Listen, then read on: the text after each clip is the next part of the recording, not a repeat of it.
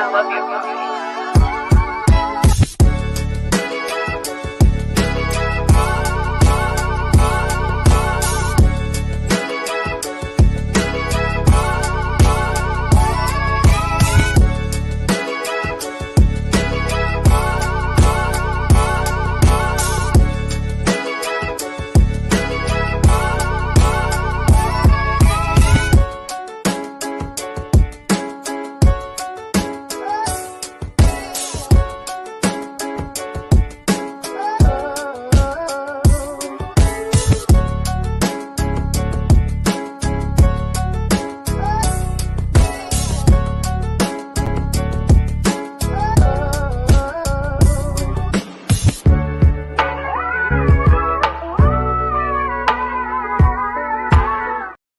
What is going on, everybody? This is Mike Hughes, and you're listening to Mike on the Mic and Everything Chicago Sports Related podcast. We're back, baby, and we're better than ever. We're doing shows all week long, which has been an absolute blast to get back into it, get back after it.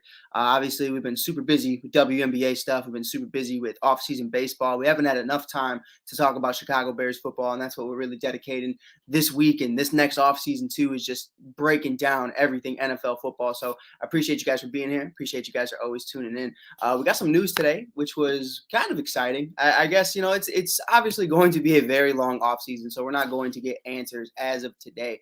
But it's going to be a lot of fun to kind of just discuss what could potentially happen. I know there's going to be positive rumors, negative rumors that are just kind of indifferent all offseason long. There's going to be people out there just looking for clickbait, looking for something to talk about, looking for their, 5 seconds of fame. But today it was reported from a very credible source from ESPN, Jeremy Fowler, that there's a lot of things coming into development right now. I don't know if you can read this, obviously, if you're watching this on Facebook or YouTube.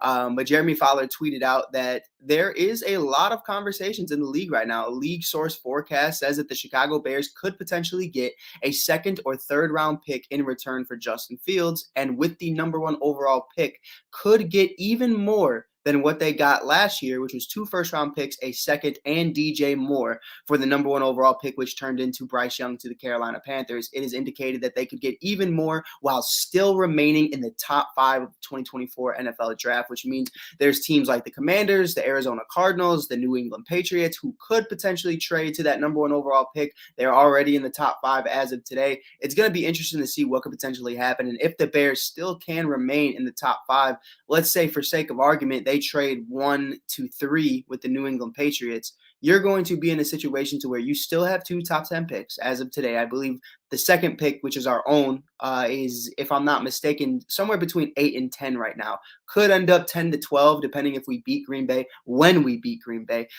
this upcoming Sunday. It's going to be a lot of fun, though, to see what could potentially happen. The Bears still could get Marvin Harrison Jr. out of that. If they trade the number 2, they could draft Marvin Harrison Jr. number 2. We're going to discuss all that and more. But first, man, and Lily messaged in the comments right here and says it's 10. Yeah, it's at 10 currently. Definitely could see it at some point getting to 12, 11, 12. I don't know how the standings will finish out. It depends on what other teams do as well. But it's going to be a lot of fun, man. It's going to be a lot of fun to see what happens. But I want to start off by talking about what this Sunday means for the Chicago Bears organization, because it is not talked about enough. We are in a situation right now, just like the Detroit Lions of 2022. The start of this season was absolutely horrendous. I mean, we went until October, November, until we got our first win, late October. I mean, it was absolutely awful. We have HR issues with defensive coordinators and running back coaches. We have conversations about Bagent versus Fields. There's so many different things going on. And we find a way to be 5-2 in our last 7 games, have 18 interceptions, leading the league in interceptions, a top 5 defense, arguably a top 3 defense. And Justin Fields has been balling out of his mind, and he has Soldier Field rocking, ladies and gentlemen. I mean, like we've never seen before. If you haven't seen the video yet already, I'm going to play it again. This was Justin Fields' performance following the win 37-17 against his hometown Atlanta Falcons, and Soldier Field was rocking, chanting, "We want Fields."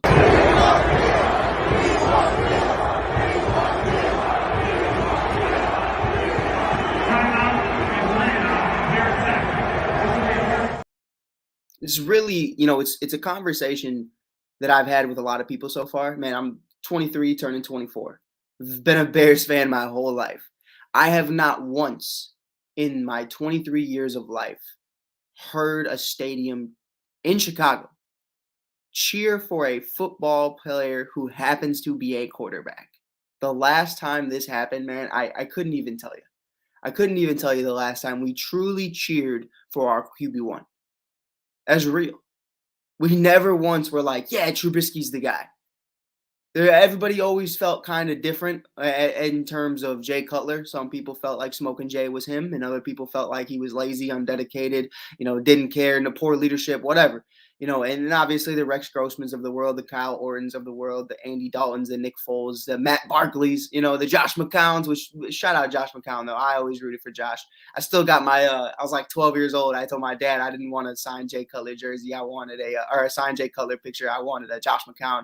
But nonetheless, in all seriousness, this is the first time in decades that the entire Bears fan base is rocking with Justin Fields, rocking with QB1.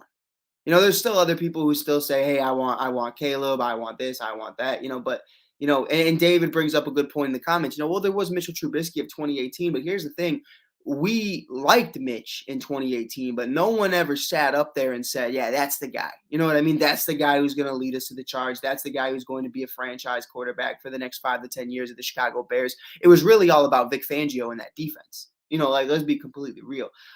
So to see that happen, to see that occur, it makes me feel 10 times better because Ryan Poles, the McCaskey family, they see that and they hear that. Everybody in that building understands that not only the players, but the fans want Justin Fields. And the league has put it on notice as well. Justin Fields is getting love from ESPN. It's getting love all over the world on all different platforms. It's great. It's great to see it, honestly, because that's the conversation I want to have. And listen, please don't leave the video. I'm not a Mitch Trubisky fanboy. I'm just saying the facts. We let Matt Nagy crucify Mitch Trubisky. Even though Mitch wasn't great, Mitch wasn't even good.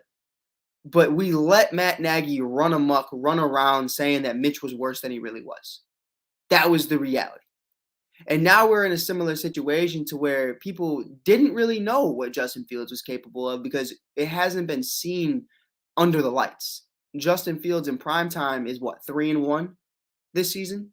Not this season, but in total, 2-1 this season. I mean, it's absolutely phenomenal to see him get the love that he deserves. So that was great. I do see, obviously Jeremy Fowler reported that we could potentially get a second or third round pick for Justin Fields in this year's draft. I'm not there, man. I'm really not there. I mean, that's cool. That's fine. I have no problem with acquiring more picks, but for QB1, I'm getting a second round pick. Get out of here, bro. Rushes 1,000 yards in a single season.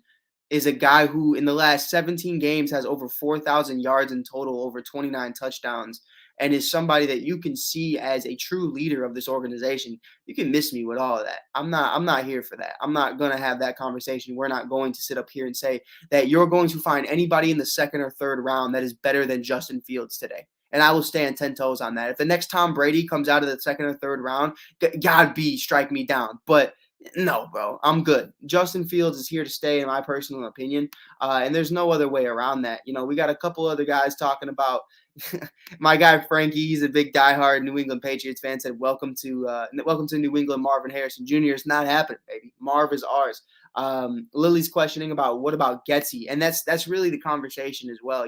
This offseason, you need to put yourselves in a situation to have success. Like I mentioned earlier, this weekend is almost identical to the Week 18 matchup against the Detroit Lions and the Green Bay Packers of last year.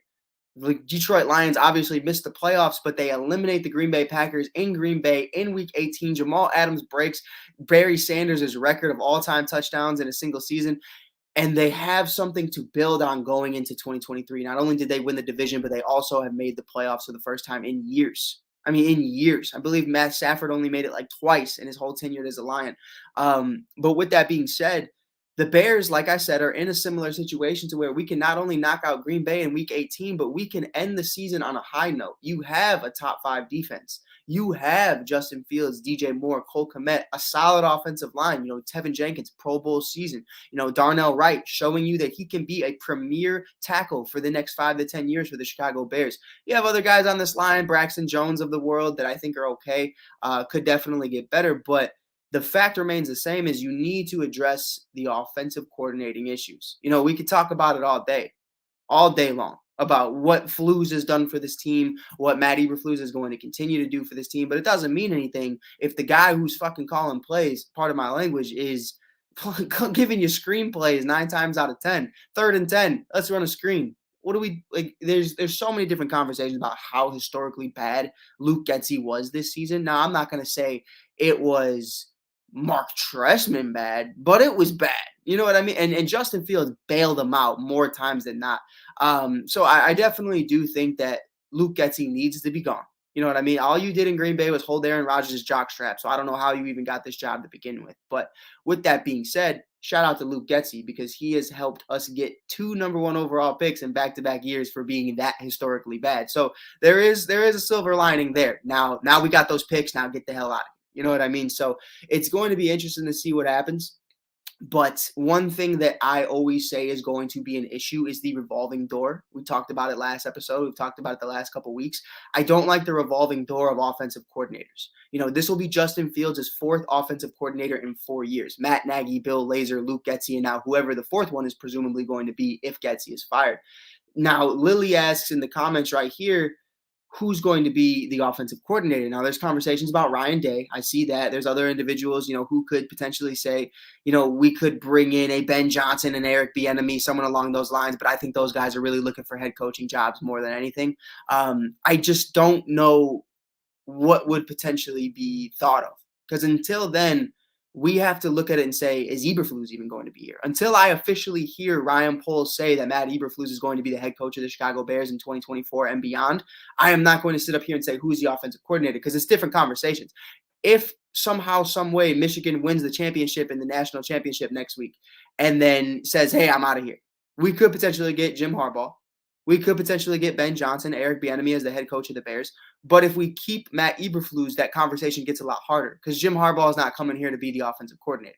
You know what I mean? Like, we're not going to sit up here and say, hey, listen, Eric Bieniemy is going to leave Washington to go take this job as offensive coordinator. These guys want to be head coaches, and they deserve to be head coaches. So it's a lot harder of a conversation. Why would Ben Johnson leave the Detroit Lions as an offensive coordinator to come be one in Chicago? It doesn't make sense. Now, would he leave to be a head coach? For sure. So there's so many different conversations that we need to hear what's going on at the head coaching position at the helm right there before we start having conversations about who the OC is going to be, because I don't even know who the head coach is going to be. And that's one of the biggest problems. If our question is who the head coach is going to be, that's definitely going to be a conversation we can have. But with head coach, you obviously get him bringing in his personnel. So you have to figure out what that's going to look like. So we'll find that out very soon, I imagine. Maybe as soon as next Monday, next Tuesday, potentially after the following of the 2023 season, because it's going to be our last game anyway. So we're going to get that final game of the year press conference, and we'll hear about it. And then we'll be reporting live. So make sure you hit that follow button if you haven't already, because it is important. You got to keep up to date, baby. But yeah, it's going to be interesting. It's going to be interesting. And even my guy Adam said right here, first year with Nagy was just whatever. You know what I mean? Second year was a teardown. Third year with DJ Moore. He's had a lot of success. So going into year 4, that is the year you want to see a top 10 caliber quarterback from Justin Fields. That is the year you want to see us make the playoffs. If we don't make the playoffs and Justin Fields doesn't continue to develop in 2024, then you can have a reasonable conversation about moving on, especially with his contract expiring. But with that being said, though, we're in a place right now to where I think all fingers are pointing high. Everything's going to the sky because it can't continue to get bad. It has to get better. There has to be a silver lining. There has to be a point where the Chicago Bears organization grabs their balls and says, let's go for a walk. And we're just going to walk into the sunset. It's really what it is. And when we hear these reports, this is the big one for me. We're obviously going to continue to talk about what Jeremy Fowler reported today at ESPN, that last season for the number 1 overall pick via the Carolina Panthers, the Chicago Bears got DJ Moore, who this season alone has over 1,300 yards, 8 touchdowns, an 8-0 touchdown interception ratio when Justin Fields is throwing to him, and a situation to where you're getting multiple first-round picks and a second-round pick. Now, obviously, that second-round pick was gotten by Montez Sweat, so you get an elite pass rusher, and you lock them up for the next 4 to 5 years, so that's great. But what it's rumored to be today is that the Chicago Bears can get 10 times more than they got last year for the number one overall pick while still remaining in the top 5. So that's obviously, if my guy Frankie's still in here, I'd love for him to comment really quick. There's obviously conversations about potentially the New England Patriots, the Washington Commanders, or the Arizona Cardinals in the top 5 trading up to the number one overall pick and giving even more than what we got last year. Now, last year I thought was one of the greatest NFL trades of all time, to be completely honest. I mean, we got Darnell Wright, we got DJ Moore, we got Montez Sweat, and we still have another first round pick from Carolina. That's money, bro. Like that, you got an elite pass rusher, a number one wide receiver, a future offensive tackle, and you're in a great pace. So if you could, and everyone's commenting, why would Arizona trade up? Why would other teams trade up? It's not Arizona specifically, but another team within the top 5. Those are just a few teams. But it's going to be interesting to see what team could potentially bite at that. I don't think this is realistic. I don't think it's a real conversation. But I did see that potentially a rumor going around is Max Crosby in a first round pick for the number one overall pick in return to the Las Vegas Raiders. I would love that. Trust me, I would love some Max Crosby. We've already done that before with Khalil Mack and the Raiders, so it definitely could happen again. Pair up Montez Sweat and Max Crosby. Oh my goodness. I mean, get it out of here. Get it. Don't even get me started. I'll go crazy. But I don't see the Las Vegas Raiders doing that. You don't bring in Devontae Adams and then trade away Max Crosby. You know what I mean? Like it's just not. And then Aiden O'Connell, despite what people say, hey, maybe the kid's not good, maybe the kid's not great, but he's been very serviceable. You know what I mean? So I still don't know how they feel about Aiden O'Connell. Still don't know how they feel about Jimmy Garoppolo or others. It's going to be interesting to see what happens. But, at the end of the day, if somehow, some way, we can get 10 times more, like it's reported, than we got last year, of course you have to entertain that. But I'm still standing on business. I'm still standing on what I've said. Before I get to the comments, I got to get it out. Marvin Harrison Jr. needs to be a Chicago Bear. There's no ifs, ands, or buts. Marvin Harrison Jr. needs to be the future of the Chicago Bears, and there's no other conversation about it. I mean, that's just real. That's just real. I mean, what you've seen from Marvin Harrison Jr. thus far. First of all, what you've seen from his father. If you've already seen my video I made yesterday, which is, by the way, blessings. Thank everybody for watching that video. We're at 22,000 views, which is crazy. That Marvin Harrison Jr. video of him being at the 2006 Super Bowl, where his dad, Marvin Harrison Sr., was the wide receiver 1 for Peyton Manning and the Indianapolis Colts. Beat the Chicago Bears in the Super Bowl. We have a potential right now to have one of the greatest written stories in NFL history. A kid whose dad beat us in the Super Bowl. He was there watching tears come on a 6-year-old Mike Hughes' eyes, running down my face. Now is going to be the wide receiver 1, the X factor of the Chicago Bears, and lead us into the next Super Bowl era for the Bears. That's history. That's history. That's a fucking story. That's something I'm willing to buy on.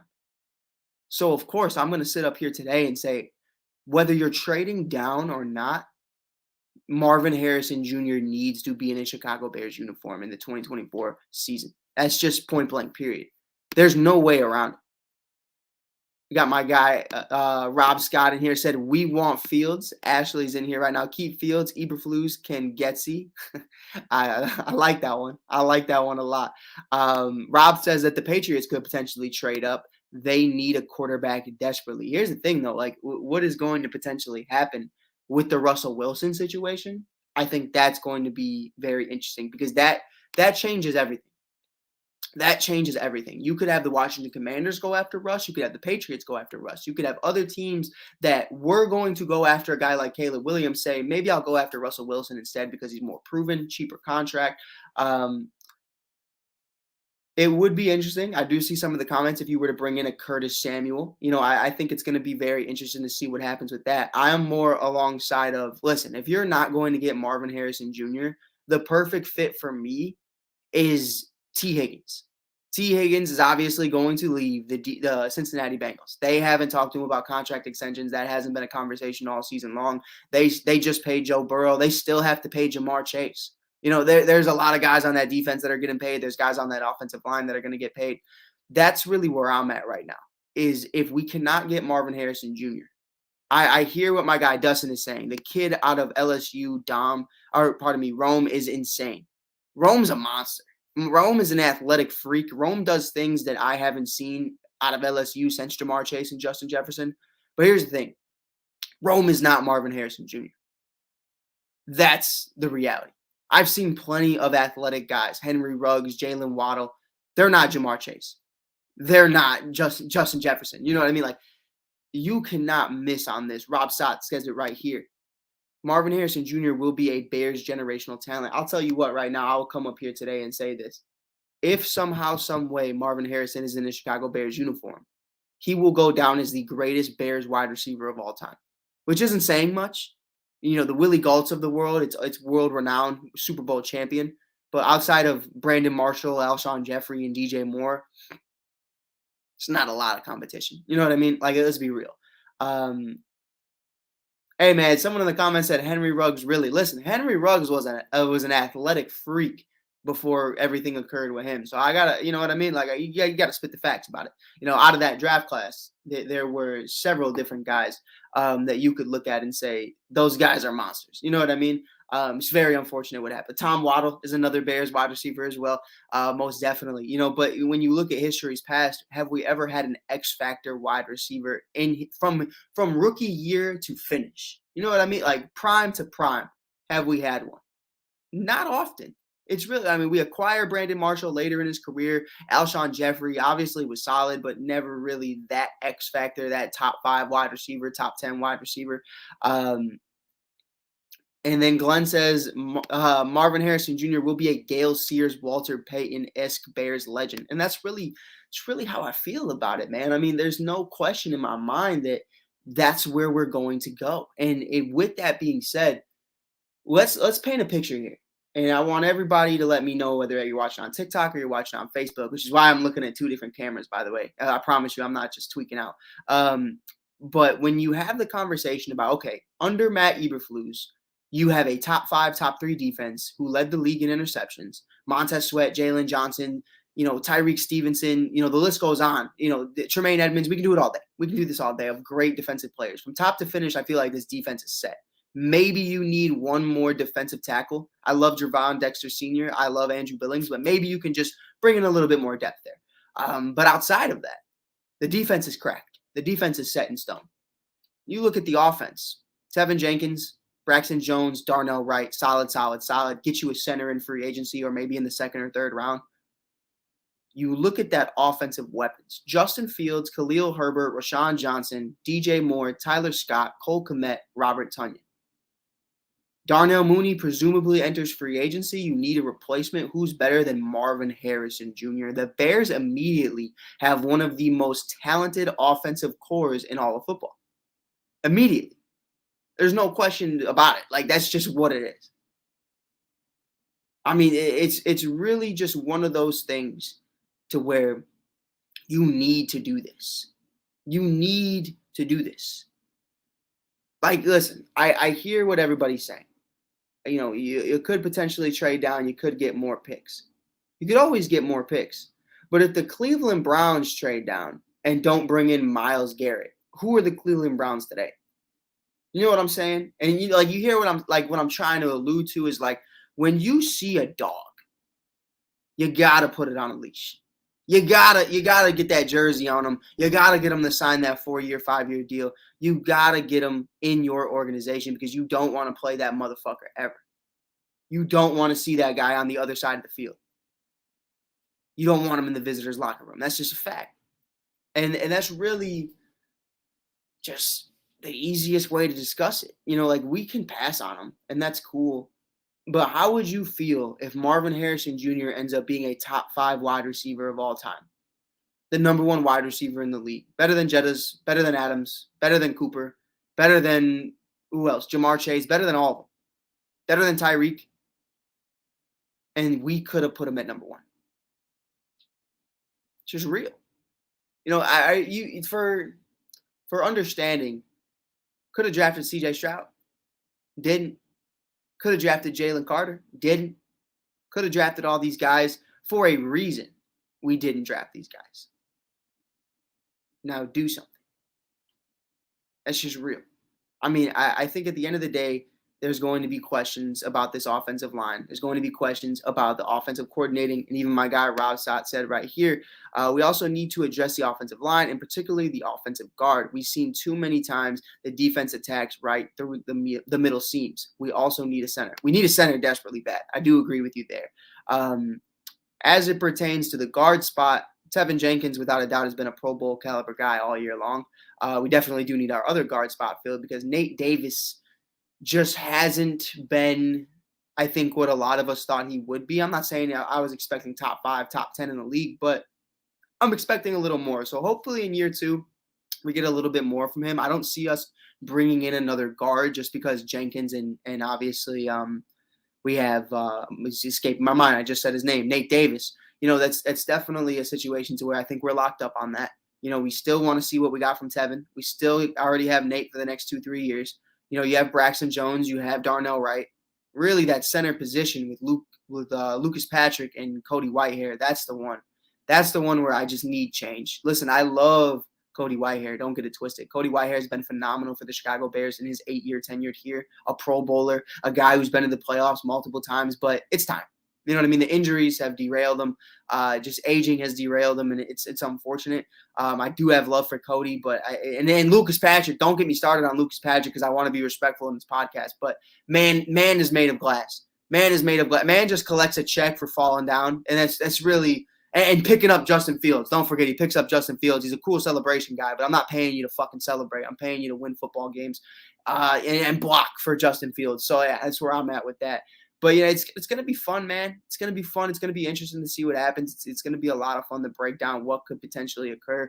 I definitely hear what other guys are saying, though. There's other wide receivers in this draft class that you could look at and say they are elite, and we could definitely get them in the later half of the first round. But why? Why? What's the point of getting Rome out of LSU? What's the point out of getting the kid from Washington? What's the point of getting someone somewhere else when the most generational thought-out talent who could be the first wide receiver taken number 1 overall in years is on the board? The reality for me, before I close this off, this is my final point that I want to make. I think it's important. If you don't, that's okay. Here's what it is. You can get 3 first-round picks for number 1. Let's say we get, even for sake of argument, let's say we get 3 first-round picks in the first round this year for the number 1 overall pick. Let's say you get 11, let's say you get 17 and 25. Are any of those guys going to accumulate to Marvin Harrison Jr.? I'll wait. Are any of them going to be as elite as Marvin Harrison Jr.? Do any of them have the potential of Marvin Harrison Jr.? That's really where I'm at. I don't know how you guys feel about it, but if you have potentially the greatest player at that position of all time on the board, especially at that this isn't a punter. This isn't a special teams guy. This isn't a fucking defensive end. This is a wide receiver in a league that needs wide receivers. The whole Chicago Bears core, the Walter Paytons of the world, the Mike Ditka era, the conversations about what we were, smash mouth football, we run on defenses and running backs. Listen, respectfully, that shit's over. That's over with. Like, we are not going to have a Walter Payton, Gale Sears era ever again. And you can ask the Tennessee Titans how that's going. How's it going running the offense through Derrick Henry? How's that been? Oh, King Henry. He's great. 2,000 yards a season. How many playoff wins? How many Super Bowls? How many dynasties? How many conference championships? How many conference championship appearances? None. Zip. Nada. Zilch. That's real.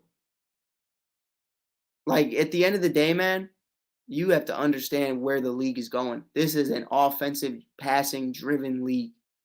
Get Justin Fields the weapons he needs, Cole Kmet, DJ Moore, Marvin Harrison Jr. And that's where you need to be.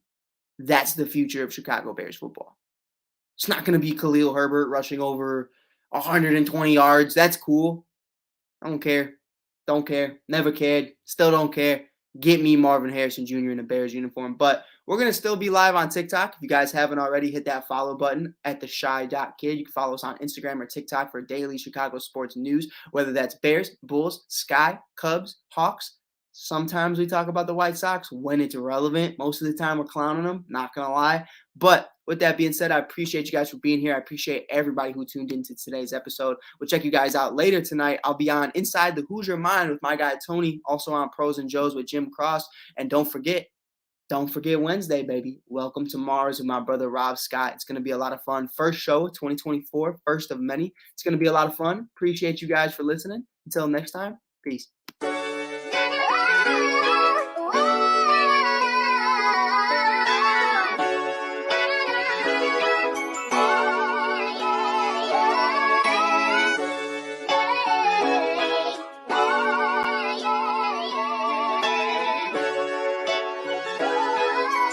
I love you.